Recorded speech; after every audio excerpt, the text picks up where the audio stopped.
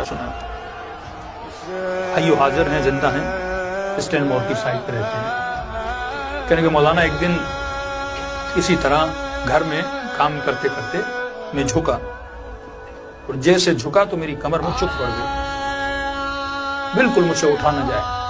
Doctor کے پاس گئے تو ایک ہڈی ہوتی ہے L4 L5, انہوں نے کہا کہ بیچ میں خشک ہو گئی ہے, فاصلہ ہٹ گیا, لہٰذا ابھی آپ کی کمر کبھی سیدھی نہیں ہو سکتی, ہم کچھ آپریشنز کریں گے.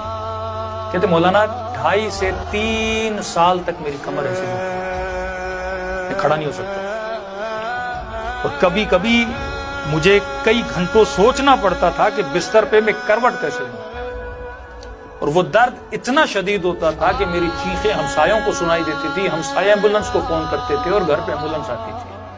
یعنی ایک ایسا درد, ایک ایسی تکلیف سے میں دوچار تھا کہ بتا نہیں سکتا. اور ڈاکٹر نے کہا اگر آپریشن کریں گے تو چانسز ہیں 40%, یا کمپلیٹلی آپ پیرالائز ہو جاؤ گے یا شاید آپ ٹھیک ہو. کہتا وہ فارم بھی میں نے سائن کیا.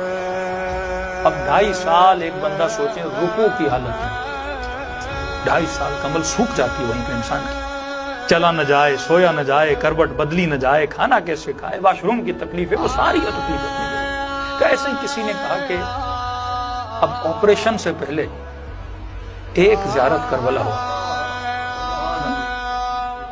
میں نے کہا چلا جاؤں کیونکہ پتہ نہیں اس کے بعد میں زندہ بھی رہوں کہ نہیں رہوں.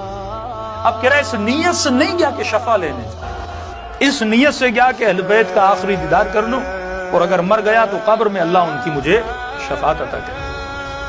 کہتا اس طرح غازی عباس کے حرم میں گیا, ڈیلی جاتا تھا, رات کو دعائیں کرتا تھا, اسی طرح جھک کے جس طرح آدمی جاتا ہے رکوع کی حالت میں, ڈیلی جاؤں اور ڈیلی آؤں. کہتے ایک دن رات کا وقت تھا, حرم میں بالکل رش نہیں تھا, میں حضرت عباس کی جو زری ہے اس کو بوسہ دے رہا تھا اور اپنے آخرت کے لیے دعائیں کر رہا تھا. کہتے وہاں پہ ایک عربی لباس میں ایک عرب آیا, قداور عرب, اور پرانے زمانے کے جو کوٹس ہوتے ہیں اور کپڑے ہوتے ہیں جو عربوں نے پہنے ہوتے ہیں, جو خدام آپ نے دیکھے ہوں گے خاص طریقے کپڑے پہنتے ہیں, وہ میری طرف آیا اور کہنے لگا کہ ظاہر, اب دیکھا کمر میری جھکی ہوئی ہے, کہ اپنی کمر کو حضرت عباس کی زری سے مس کر.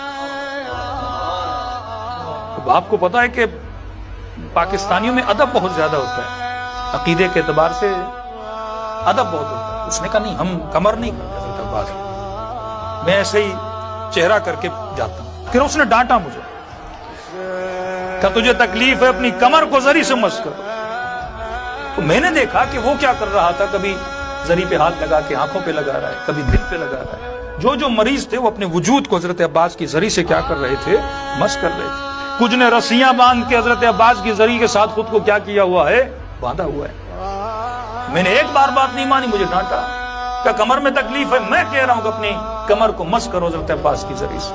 کہتے مولانا جیسے میں نے اپنی کمر کی جو تکلیف تھی اور وہ جو ریڑھ کی ہڈی تھی وہ میں نے حضرت عباس کی زری سے مس کیا, اور کہتے جیسے میں نے مس کیا جیسے ہلکا سا ایک بیٹری کا کرنٹ لگتا ہے, آپ ہاتھ میں ہلکا سا بیٹری کا جیسے کرنٹ لگتا ہے, میں نے محسوس کیا کہ میری ہڈی کو وہ کرنٹ لگا, اور جیسے کرنٹ لگا میں نے اپنی کمر سیدھی کر دی. کہتا ہے میں نے زندگی میں اتنا گریہ نہیں کیا, کیونکہ اتنے سالوں کے بعد میں نے کھڑے ہو کے اپنی پہلی نماز پڑھی, وہ بھی حضرت عباس کے حرم میں پڑھی.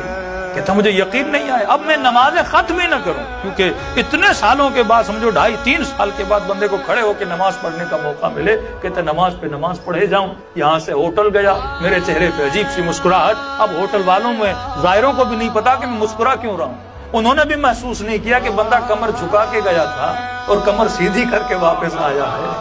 کہہ رہا ہے ہوٹل کے 7ویں منزل پہ جاؤں, اپنے بیگ لے کے نیچے آؤں, پھر اوپر جاؤں, میں اپنا چیک اپ کر رہا تھا, اگر شفا ملی ہے تو پھر میری وہ بار بار کہیں کہ کہیں کمر میں وہ نہ ہو جائے. میں نے کہا آپ نے کچھ محسوس نہیں کیا, پہلے تو میں اوپر تک بھی نہیں جاتا تھا. وہ سارے پریشان ہو گئے, ارے تمہاری کمر کیسی سیدھی ہو گئی. میں نے کہا اس در پہ جو آتا ہے اسے عباس شفا دے کے واپس بھیج دے.